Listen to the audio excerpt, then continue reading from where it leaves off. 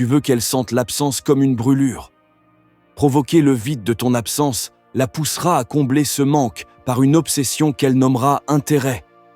Comprends bien, le principe de la peur est ce que tu vas apprendre ici, maintenant. Écoute sans détour, ce n'est pas un simple conseil de drague.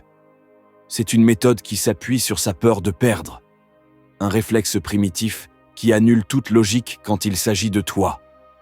Ce que tu vas apprendre demande une responsabilité totale, parce que le pouvoir qu'il te donne, pour ne plus jamais être ignoré, est concret et durable. Si ce contenu te parle, lâche un like. Et si tu veux aller plus loin, j'ai mis le guide ultime dans les commentaires. Allons à l'essentiel. Très bien. Maintenant que l'avertissement est posé, on attaque l'erreur que font quasiment tous les gars. Ils découvrent ce principe de peur et croient qu'il suffit de jouer à faire le distant, à se cacher derrière un faux mystère. Ils échouent, ils paraissent faux, et elle le sent à des kilomètres. La vérité, son indifférence n'est pas malveillance. C'est une fiche d'évaluation brute de ta valeur actuelle. Son instinct t'a scanné et a jugé que tu es remplaçable. Elle t'ignore simplement parce qu'à ce moment précis, tu peux l'être. Aucune astuce ne changera ça tant que tu n'attaques pas la racine, toi-même. Mahavel savait qu'un prince qui claironne son pouvoir sans armée est un bouffon en sursis. Tu es ce prince si tu ne baques pas tes mots. Tes techniques ne sont que prétentions. Ta vraie valeur, c'est ton armée. Sans elle, tu n'es qu'un sketch. Ta mission, avant elle, c'est de bâtir cette armée. Sculpte un homme dont l'absence crée un gouffre réel. 3 piliers d'acier soutiennent ça. D'abord, ton temple, la salle de sport. Ce n'est pas pour frimer, c'est un cri de discipline. Le message quotidien de respect que tu t'envoies. Une femme ne regarde pas que les muscles. Elle lit la maîtrise d'un homme, et rien n'attire plus que cette maîtrise. Ensuite, ta mission, ta carrière, ton projet, ton empire. Un homme occupé a une ressource rare, son attention.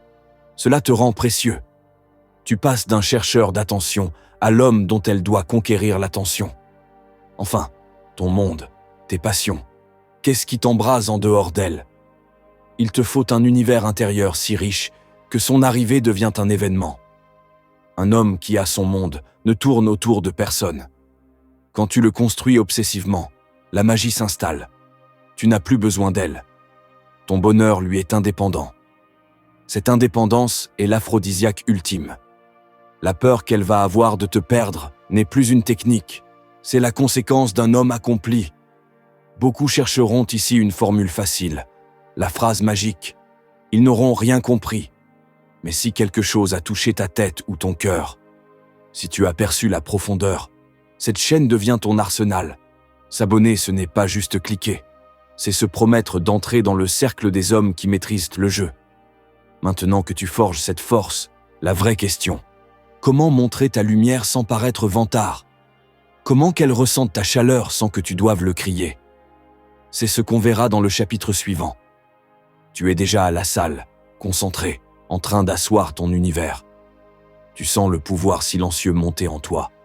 Et l'erreur du néo-homme est d'aller vers elle pour exhiber sa nouvelle armure. Il répond tout de suite à ses messages, il égrène ses victoires, l'étouffe sous la tension qu'il ne donnait pas avant. Et il ruine son propre travail.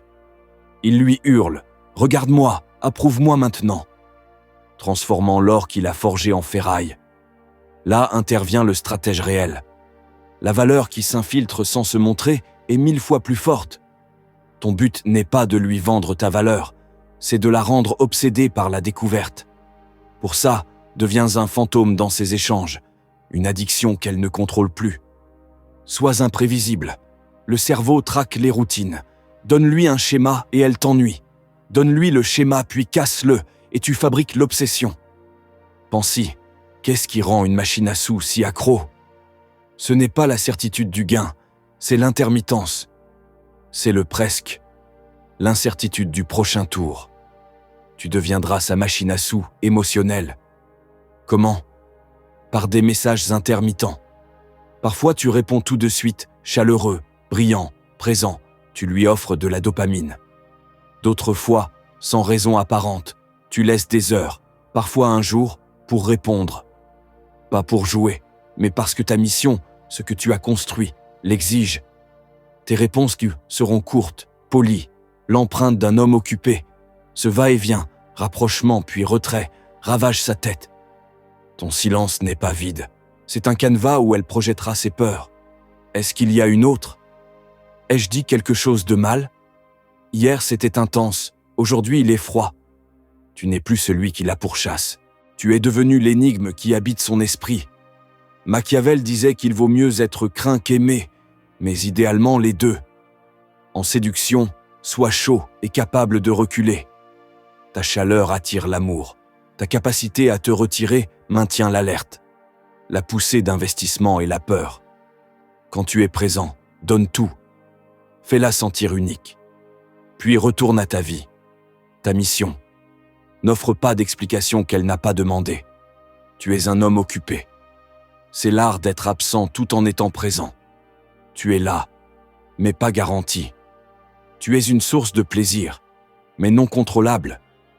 Et parce que l'humain craint de perdre le plaisir, elle bougera, fera plus d'efforts, initiera les conversations, cherchera à décrypter ta dose.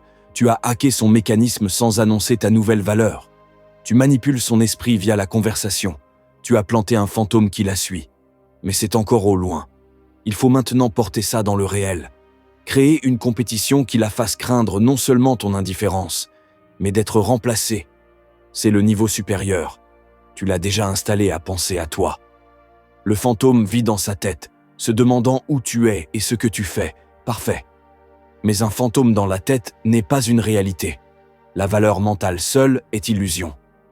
Donnons un corps à ce fantôme.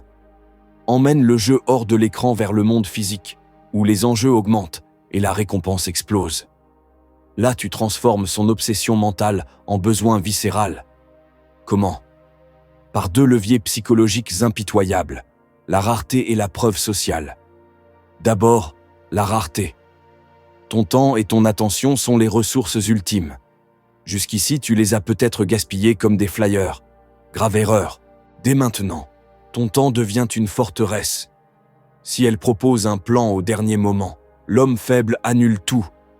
L'homme de valeur répond autrement. Ça a l'air fou, mais ce soir je suis pris. On se cale sérieusement pour jeudi. Tu vois la différence? Tu ne l'as pas rejeté. Tu as réorganisé selon tes règles. Tu lui as montré, sans parler, 3 choses fatales. Que tu as une vie, que ton temps est rare et respecté, et que malgré tout, elle mérite une place dans ton agenda. Tu l'as mise en compétition avec ton propre planning. Mais la rareté seule ne suffit pas. Un type toujours pris peut être simplement isolé. Il te faut la preuve sociale. Le cerveau humain cherche les raccourcis. Et le plus lourd pour juger un homme, c'est voir s'il est déjà validé. C'est la présélection. Personne ne veut d'un resto vide. Ici, la subtilité est reine. Pas de vantardise, pas de jalousie grossière. Évite les erreurs de débutants. Plante des doutes subtils. Comment? Construis une vie sociale intéressante et laisse-la entrevoir. Poste une story d'un barbecue avec des potes. Il y a par hasard des femmes. Ne tague pas. Ne montre pas une persona. Montre une vie vibrante. Quand tu parles, glisse. L'autre jour, une amie m'a conseillé un spot de ouf. Le mot ami est une bombe mentale. Son esprit va travailler. Quel ami? Depuis quand? Y a-t-il plus? Mavel savait qu'un prince gagne en prestige si ses alliances sont visibles. Un prince désiré par d'autres royaumes prend de la valeur. Toi aussi. En montrant que tu es validé, ta valeur explose. Elle ne lutte plus seulement contre ton agenda. Elle rivalise contre fantômes et possibles. Tu n'es plus l'option sûre, tu es le pari dangereux et excitant. La peur n'est plus seulement l'éloignement émotionnel. C'est la peur réelle que pendant qu'elle hésite, une autre femme plus décidée prenne ta place. Tu contrôles désormais la perception qu'elle a de toi. Mais quand elle te teste, elle testera systématiquement. Elle enverra une flèche, une provocation, un sarcasme, un annul last minute pour sonder ta réaction. Ce n'est pas méchanceté, c'est une sonde. Elle frappe les murs de ta forteresse pour voir s'ils sont pierre ou carton. Elle cherche la vérité derrière l'image. L'homme moyen flanche de deux manières. Soit il explose, colère, demande d'explication et donne tout son pouvoir, prouvant sa dépendance. Soit il s'effondre en excuses et compense, montrant que sa peur de perdre dépasse son respect. Dans les deux cas, la sonde est réussie pour elle. Elle voit le même gars faible, juste habillé différemment. Le jeu est fini. Le stratège, lui, incarne la non-réactivité. Quand la flèche arrive, il la laisse passer, comme l'air. Un petit sourire, un sourcil qui bouge, un changement de sujet malicieux. Il n'entre pas dans le théâtre. Si elle tente de provoquer, il riposte par l'humour ou par un silence joueur. Bel essai, pas pour moi. Sa sérénité est son arme. Elle comprend que son monde intérieur est roide comme un rocher. Mais il y a une limite. Quand le manque de respect devient réel, la non-réactivité ne suffit plus. Là, tu sors l'arme ultime. Partir. Pas un drame, pas un ultimatum, une décision posée et définitive. Si elle te manque de respect, pas de discussion inutile. Tu la regardes calmement et tu dis « Tu sais quoi ? Je crois qu'il vaut mieux que je parte. Bonne soirée. » Puis tu t'éclipses sans bruit. Le silence laissé est assourdissant.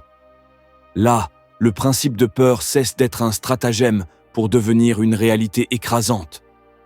Tu as montré par l'acte, pas par le discours, que ton respect de toi est intransigeant. Ta vie sans elle est non seulement possible, elle est préférable à une vie où on te manque de respect. La peur de ton absence devient totale parce que tu lui as donné un avant-goût. Mahavel rappelait qu'un prince doit savoir être rusé comme le renard et féroce comme le lion. La ruse, c'est la non-réactivité. La férocité, c'est le pouvoir de partir. Preuve que tu veux la paix, mais que tu es prêt à la guerre pour ton royaume et ta dignité. Elle restera avec ses pensées. Et pour la première fois, la peur deviendra panique réelle. La panique d'avoir perdu un homme qui ne bluffait pas. Alors, elle viendra te chercher. Son message arrivera, pas pour discuter, mais pour s'excuser, comprendre, te récupérer. Tu as passé la dernière épreuve, tu n'es plus celui qui court. Tu es la norme qu'elle craint de manquer. Tu as gagné.